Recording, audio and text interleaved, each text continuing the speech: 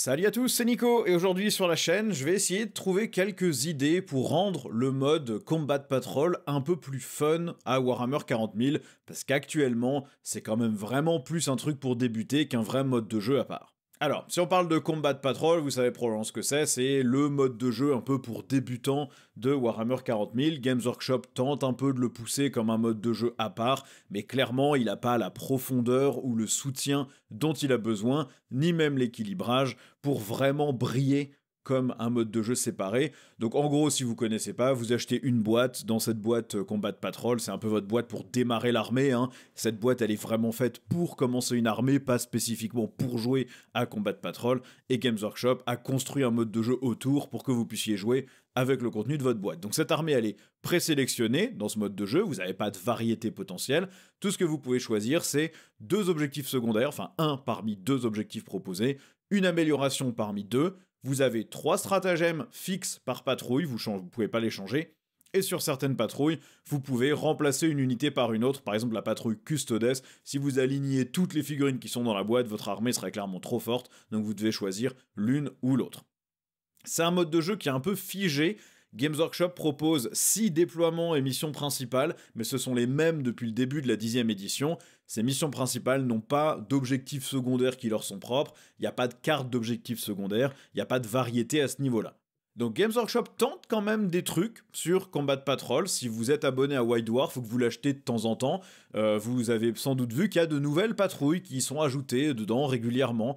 De mémoire, ça a commencé par une patrouille avec les Tyrannides, qui est celle que je vous ai mise là à droite, où vous jouez plutôt des lictors et des bondisseurs. Et puis de temps en temps, ils ajoutent ces patrouilles dans l'application ou en téléchargement libre. Ça fait longtemps que j'en ai pas vu une ajoutée depuis celle des Tyrannides, je crois, mais il y en a eu une pour les agents de l'Impérium de mémoire, avec plus de sapeurs de la marine.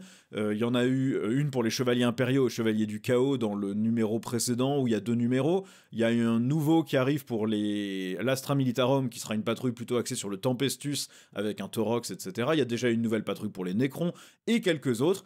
Le problème, c'est que si vous n'avez pas acheté White Dwarf ou que vous n'êtes pas abonné à White Dwarf, vous n'avez pas ces règles tant qu'elles ne sont pas ajoutées dans l'application, et ça met quand même pas mal de temps avant d'arriver dans l'application ou d'être téléchargeable sur le site Warhammer Community. Et puis, malgré ces efforts de Games Workshop, le mode de jeu reste quand même assez bancal. Il y a 2 gros problèmes majeurs dans Combat Patrol. Le premier, c'est l'équilibrage. Games Workshop clairement rééquilibre toutes les patrouilles. Quand ils sortent un nouveau codex pour Warhammer 40 000, ils sortent une nouvelle boîte de patrouille. Cette boîte de patrouille, elle est systématiquement moins bien garnie en points, en véhicules et tout simplement en valeur monétaire que celle des éditions précédentes. Donc si vous n'avez pas encore eu votre codex ou que vous avez acheté une boîte de patrouille avant votre codex de 10e édition, vous avez beaucoup plus de figurines qui sont beaucoup plus fortes que ce qu'il y a dans la boîte qui est sortie depuis le début de la 10e édition. Par exemple, sur la droite, c'est toujours la patrole Drukhari. Vous avez 10 Cabalites, ça c'est ok, 10 guerriers des Cabales, il y a quand même une salve d'armes spéciales non négligeable. Vous avez 5 incubes et l'Archonte qui tape quand même assez fort, mais surtout vous avez 2 véhicules, un transport et un véhicule qui shoot. Et ces 2 véhicules, même si c'est des véhicules Drukhari qui ont donc une sauvegarde à 4+, ils sont endurance de mémoire 8 et 9, le nombre de PV n'est pas incroyable, mais en fait la plupart des patrouilles qui sont sorties en 10e édition n'ont pas du tout assez d'anti-tank pour sortir 2 véhicules. Et donc vous avez 2 unités que vous ne pouvez pas gérer et qui représentent plus de la moitié de la valeur en points de cette patrouille. C'était la même chose avec la patrouille Mechanicus précédente où vous aviez un énorme tank avec une invulnérable à 4 et un profil de tank que aucune autre patrouille ne pouvait sortir en fait tout simplement avec une des nouvelles patrouilles qui n'a pas d'anti-tank. Donc ça c'est un vrai problème d'équilibrage. Les nouvelles patrouilles sorties depuis le début de la 10e édition peuvent jouer l'une contre l'autre. Par contre, les patrouilles qui sont sorties dans la 10e édition ont beaucoup de mal à vaincre contre les patrouilles qui existaient dans les boîtes des éditions précédentes, notamment pour les armées qui n'ont pas encore eu leur nouvelle patrouille et leur nouveau codex. Deuxième gros problème de Combat Patrol, c'est la variété. Chaque patrouille a finalement que 4 variantes pour être jouée. Il y a 2 améliorations que vous pouvez choisir, fois 2 objectifs secondaires. Vous avez 4 variantes. Le problème, c'est qu'en général, un de ces objectifs secondaires, il est vraiment beaucoup plus facile à atteindre avec une des deux améliorations. Par exemple, là, je vous ai mis sur la droite, sur la patrouille orc, la dernière patrouille orc est sortie, donc les orcs Alpager.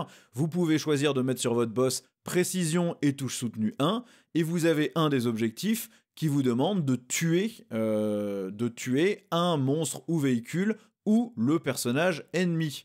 En général, monstres et véhicules, il y en a quasiment plus dans les nouvelles patrouilles, il n'y a plus que des trucs à pied ou de l'infanterie ou de la cavalerie, et donc vous avez quasiment à chaque fois l'élimination du seigneur ennemi, et quand vous avez précision et touche soutenue sur un personnage de corps à corps, soudainement c'est beaucoup plus simple, il n'y a aucune raison de prendre un insensible à la douleur à 5 quand votre but c'est d'aller tuer le personnage ennemi sur une armée de corps à corps, vous prenez ce qui a précision. Dans la plupart des patrouilles, il y a un alignement très clair entre une des améliorations et un des objectifs secondaires, qui fait qu'en fait vous n'avez pas vraiment 4 manières de jouer ces patrouilles. Le jeu est donc très très répétitif parce que vous n'avez pas le choix dans les unités et vous n'avez pas le choix non plus dans vraiment comment vous construisez votre armée. Ce qui fait qu'au global, le mode de jeu n'est pas très intéressant en tant que jeu à part, parce que vous allez affronter des patrouilles qui sont plus fortes que les vôtres si la personne adverse ne joue pas avec une patrouille de la 10e édition, et puis en fait vous avez tellement peu de rejouabilité que quand vous avez joué avec la patrouille de votre armée 2 fois ou 3 fois, en fait vous découvrez plus rien, vous apprenez plus rien, et il n'y a pas vraiment de différence dans la manière dont vous utilisez vos unités contre la patrouille adverse. Donc le mode de jeu n'est pas intéressant en tant que jeu à part, il est vraiment intéressant que comme mode de jeu de débutant. Et donc l'idée de la vidéo, ça va être de regarder comment est-ce qu'on peut faire pour rendre ce mode de jeu intéressant à part entière, au lieu d'être juste un mode de jeu pour apprendre les règles de base. Donc on va prendre évidemment l'exemple de Spearhead à Age of Sigmar, qui est un très bon mode de jeu équivalent, même s'il est loin d'être parfait, comme on va le voir.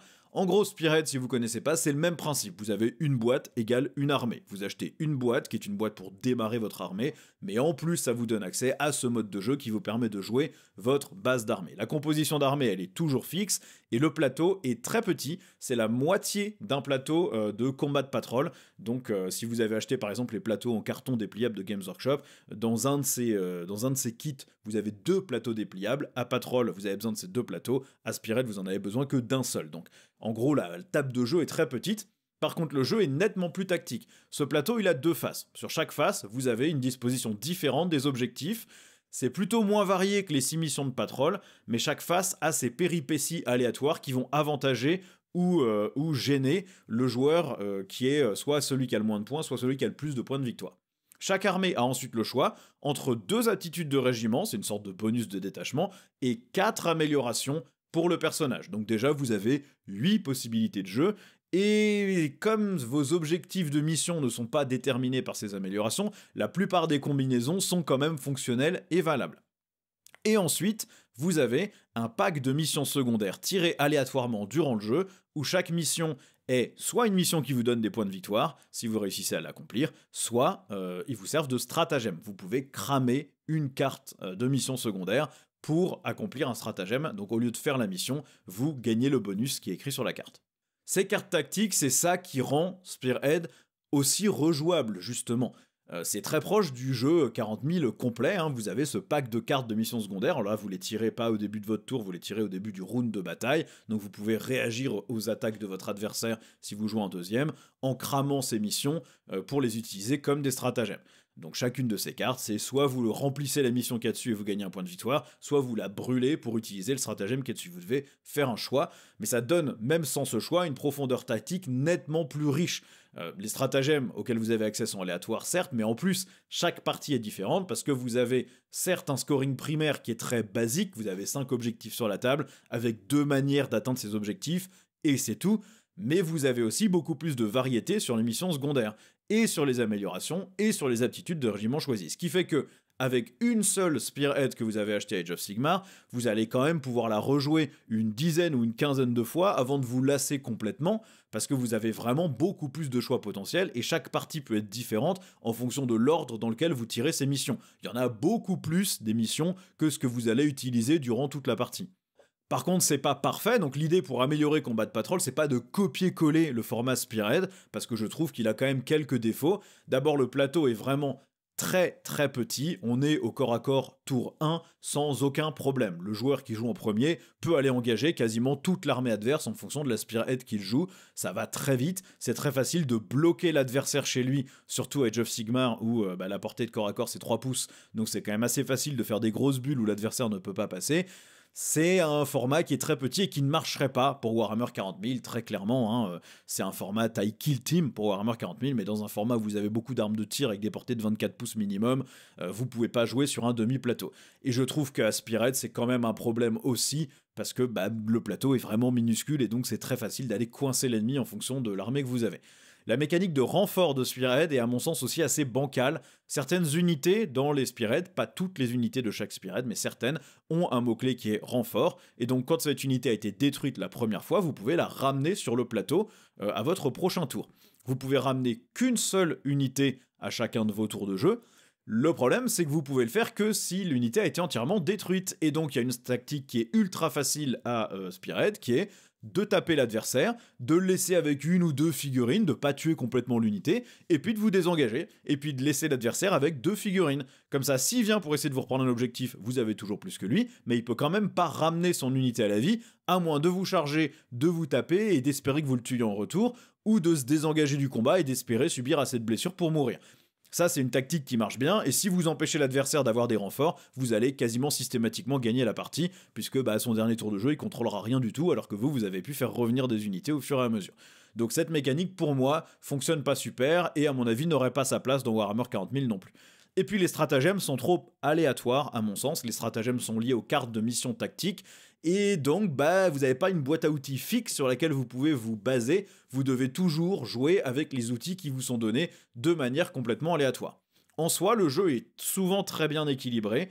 Les parties qu'on fait avec des amis qui ont le même niveau d'efficacité à Age of Sigmar ou à Spearhead, c'est-à-dire assez bas comme le mien parce qu'on joue très peu à ce jeu, globalement les parties elles sont gagnées à 3 points, 4 points, grand maximum. C'est rare qu'on ait des deltas vraiment très élevés.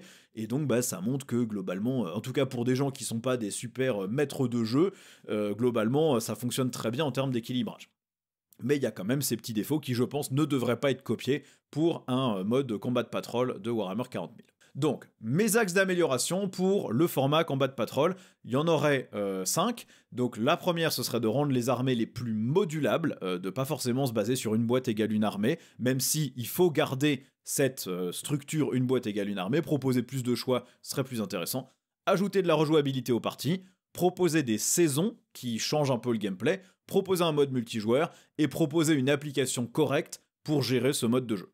Donc d'abord la modularité, l'idée ce serait de sortir un peu du format une boîte égale une armée. Games Workshop le fait déjà un peu avec les patrouilles qui sont dans White Dwarf, vous avez déjà ces patrouilles qui sont ajoutées petit à petit, même si ça met trop longtemps à arriver dans l'application pour tous les joueurs, ça reste réservé aux gens qui possèdent le White Dwarf pendant vachement trop longtemps, mais globalement vous n'avez pas ces boîtes, quand vous voulez jouer la nouvelle patrouille tyrannide avec 6 bondisseurs de Von Ryan et des lictors, vous n'avez pas de boîte qui vous vend tout ça en un seul achat.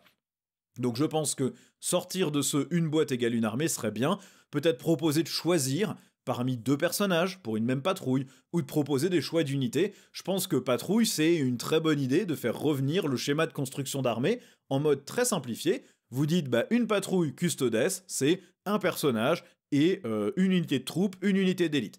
En Astra Militarum, vous avez un QG, 2 troupes et 2 élites, par exemple, parce qu'on sait que vos troupes sont plus faibles, valent moins de points, etc. Et vous pouvez varier avec ce schéma-là, et ça vous donne aussi toute latitude pour varier plus tard en disant, dans cette saison, c'est plus des élites, c'est des attaques rapides. Et donc, on vous permet de prendre une autre unité dans votre patrouille qui remplace parmi un choix restreint avec un équipement restreint. Vous dites, par exemple, si vous prenez en Space Marine des intercesseurs avec réacteurs dorsaux, vous n'en prenez que 5, et vous avez forcément un seul plasma et une arme énergétique sur le sergent, pas le gantelet. Vous pouvez restreindre ces choix-là. Ils l'ont fait au format abordage, où vous avez le choix entre certaines unités de votre liste d'armées et certains équipements pour ces unités. Je pense que pour patrouille, ça fonctionnerait super bien aussi, et ça permettrait de construire sa patrouille de manière intelligente. À minima, si c'est pas possible, au moins proposer plus d'améliorations pour les personnages et qu'ils soient pas obligatoirement liés à un des objectifs secondaires, parce qu'aujourd'hui, même si virtuellement c'est pas lié, en fait dans la réalité, ça l'est. Et je pense que proposer le choix d'un set de stratagèmes serait pas ridicule non plus. Là, vous avez sur la droite les exemples des stratagèmes pour la patrouille orc, celle qui contient le Dreadnought par exemple. Bon bah peut-être proposer 2 ou 3 sets de stratagèmes parmi lesquels on choisit, qui seraient axés plus sur je tape plus fort, ou sur je bouge mieux, ou je résiste mieux, je contrôle mieux, etc. Ça donnerait un peu plus de variété qui permettrait d'adapter un peu mieux sa liste à ce qu'on va affronter, ou d'essayer de renforcer certaines forces et faiblesses. Donc une sorte de mini 40 000, mais avec des restrictions beaucoup plus fermes quand même. Je pense que ça serait bien en termes de modularité.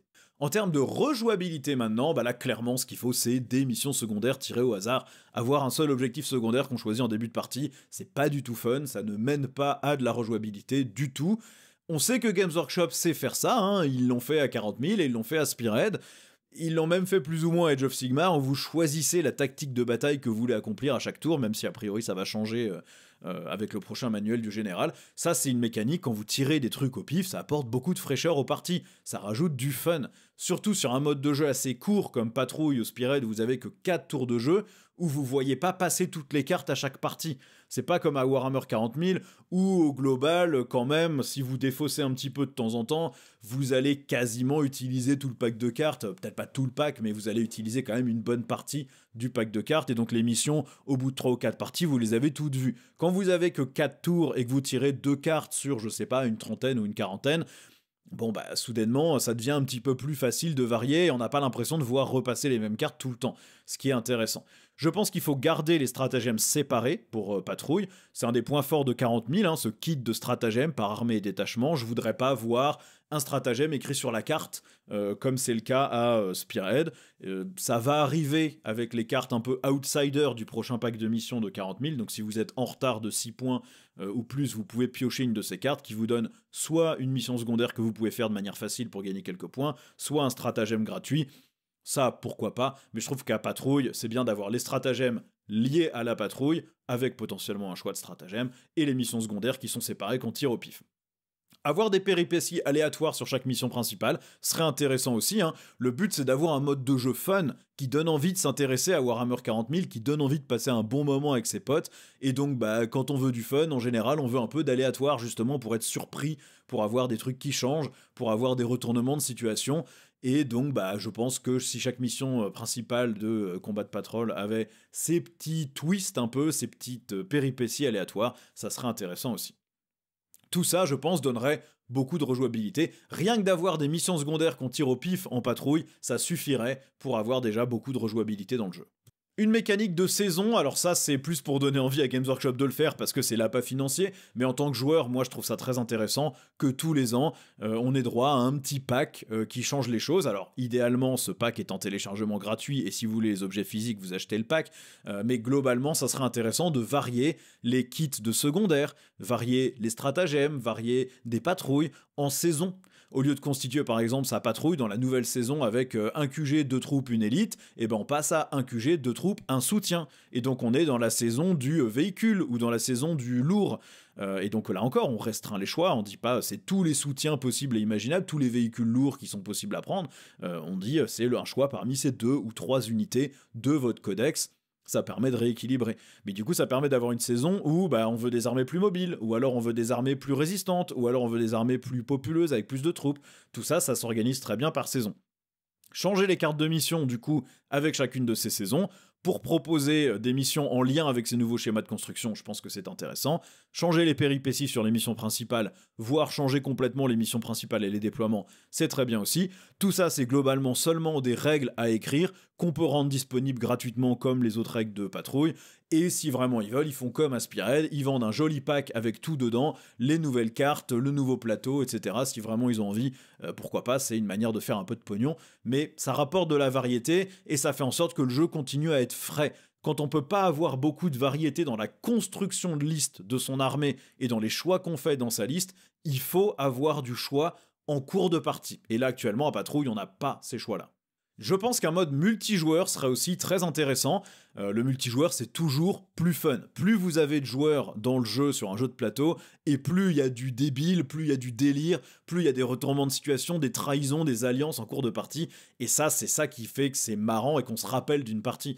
Donc proposer un mode 3 ou 4 joueurs sur un format comme ça, je pense serait super intéressant. En mode alliance 2 contre 2, ou au mode versus 1 contre 1 contre 1, ou chacun pour soi en 4 joueurs. Dans ce cas-là, je pense qu'il faut bifurquer sur des plateaux de 40 000 entiers au lieu du plateau Patrol. Et il faut faire quelques aménagements de règles, mais au global, il n'y a pas grand-chose à changer. Games Workshop a déjà proposé des règles de mode multijoueur dans White Dwarf, dans un des White Dwarf que j'ai, où du coup, il donne les quelques aménagements nécessaires pour jouer des parties de 40 000. Alors, il propose à 1000 ou à 2000 points. Je pense que 1000 points, c'est plus intéressant, mais parce qu'à 2000, ça commence à faire beaucoup de monde. Mais nous, on en a fait une partie à 3 joueurs à 1000 points. Bon, je me suis fait étaler parce que j'étais au milieu des deux autres, et donc j'ai essayé d'attaquer les deux autres joueurs, et donc je me suis fait poutrer par les deux autres joueurs. Mais au final, on a passé un super bon moment parce que c'était juste du fun. C'est du fun, c'est de l'acharnement sur un seul joueur, une fausse alliance qu'on peut mener avec des stratagèmes, etc. C'était très intéressant et ça rajoute un bon moment. On passe un bon moment sur cette partie. Et ça permet aussi d'intégrer un nouveau joueur dans le groupe de jeu un peu en douceur, en faisant une partie alliance où on est en 2 contre 2. Comme ça, le nouveau joueur, il est un peu guidé, il est un peu aiguillé, il comprend un peu mieux comment ça fonctionne, comment on joue. Et je pense que c'est un mode de jeu qui serait intéressant à développer aussi en patrouille. Et puis enfin, une bonne application, ça s'applique à tous les jeux Games Workshop. L'application Warhammer 40 000, elle est correcte. Maintenant qu'ils ont commencé à vraiment réécrire les choses dedans et pas juste demander à ce qu'on aille lire les ajouts de règles. Par exemple, maintenant quand vous lisez les règles d'un capitaine Space Marine, on vous met vraiment qu'il réduit le coût en PC de 1. On vous dit pas il fait un stratagème à 0 PC et c'est à vous d'aller lire les commentaires de règles pour comprendre qu'en fait ça existe plus et qu'à la place c'est moins 1 PC. Depuis qu'ils ont commencé à intégrer ces changements-là, je trouve que l'appli elle fonctionne très bien. Le problème c'est que cette appli elle est très touffue et elle est très touffue pour 40 000. Quand on veut jouer juste à Combat Patrol, on n'a pas besoin d'avoir les règles des codex, on n'a pas besoin d'avoir le kit de règles entier de Warhammer 40 000, on a besoin que des règles dont on a besoin. Et donc avoir une application qui vous permet rapidement de lancer une partie de patrouille en choisissant la mission principale, en tirant les cartes de missions secondaires depuis l'appli, en comptant les points ou en notant le score, et en choisissant seulement les quelques options adaptées, serait, je pense, le bienvenu, tout comme à Age of Sigmar, avoir une appli spéciale pour Spearhead, ce serait vraiment pas du luxe. Bon là, clairement, ce serait intéressant. Et si ces applis pouvaient enfin devenir des compagnons pendant la partie, pas juste pour votre liste, mais aussi pour compter les points, ça serait pas mal. Parce que désolé Games Workshop, mais ne pas avoir de compteur de points, même pour une partie de 40 000, où vous devez vous souvenir de combien de points de primaire vous avez marqué, combien de points de secondaire vous avez marqué, parce qu'il y a une limite quand même sur chacun, et en plus compter les points de commandement, les machins, quand il n'y a pas d'appli pour gérer ça, vous utilisez une feuille de papier ou des trucs tierce partie, et c'est quand même dommage de ne pas fournir l'outil. Je pense que pour Combat Patrol, ça serait bien d'avoir une appli séparée qui gère un peu toutes ces nouvelles complexités du mode de jeu. Donc voilà en gros moi les pistes d'amélioration que je voudrais voir. Je veux plus de choix dans la construction de listes, mais toujours en ayant des restrictions. Ce qui rend ces modes de jeu petit format intéressants, c'est justement ce côté travailler sous contrainte. C'est toujours un truc que moi j'ai aimé dans quasiment tous les jeux, c'est de me dire j'ai des contraintes dans la construction qui font que je vais être obligé de me creuser le cerveau un peu plus. C'est pour ça que construire une liste à 1000 points, je trouve ça beaucoup plus fun qu'une liste à 2000, parce qu'il y a beaucoup de choses qu'on veut tester, mais on peut pas tout prendre. Et je trouve ça vraiment fun. Ajouter de la rejouabilité, ça c'est indispensable. Si vous ne pouvez pas avoir de la variété dans la construction de liste, ou en tout cas pas beaucoup de variété, il vous faut au moins de la variété pendant la partie, et ça ne fonctionne que avec ce type de mission secondaire aléatoire. Le mécanisme de saison, ça c'est potentiellement facultatif si les 2 premières étapes ont été bien faites, mais je trouve que c'est quand même intéressant d'avoir du renouveau un peu tous les ans dans un mode de jeu. Ils le font avec Spearhead, ce serait bien qu'ils le fassent avec un combat de patrol amélioré. Le mode multijoueur, crucial pour embarquer des gens, s'assurer que si vous avez 3 joueurs dans votre groupe, il y en a pas un qui se tourne les pouces en attendant que les 2 autres aient fini. C'est juste du fun et c'est pas compliqué à écrire par rapport à un mode de jeu normal. Et puis enfin, une application convenable, bien finie et si possible séparée. Je pense que ça c'est indispensable pour tous les jeux de Games Workshop et donc il y a clairement encore des efforts à faire. D'ailleurs, je suis en train de plancher sur une vidéo qui vous présentera toutes les applis ou sites de création de listes sur mobile pour essayer de déterminer laquelle est la plus intéressante pour votre cas à vous. Voilà en tout cas mes idées à moi pour améliorer le mode de jeu Combat Patrol. Maintenant, dites-moi ce que vous en pensez. Est-ce que vous jouez à Combat Patrol, en dehors de je débute et je veux tester ma nouvelle armée mais je n'ai que la boîte, je joue à Combat Patrol. Est-ce que vous faites encore des parties de patrouille en dehors des parties complètes de 40 000 ou est-ce que vous avez complètement abandonné le jeu? Et qu'est-ce que vous feriez vous pour rendre le mode de jeu peut-être un petit peu plus riche, un petit peu plus profond que ce qui peut être aujourd'hui? Dites-moi tout ça dans les commentaires. En attendant, je vous dis merci d'avoir regardé la vidéo. Vous savez où sont tous les boutons YouTube pour faire en sorte que la chaîne continue de grandir. Et puis je vous dis à la prochaine pour une nouvelle vidéo. Ciao!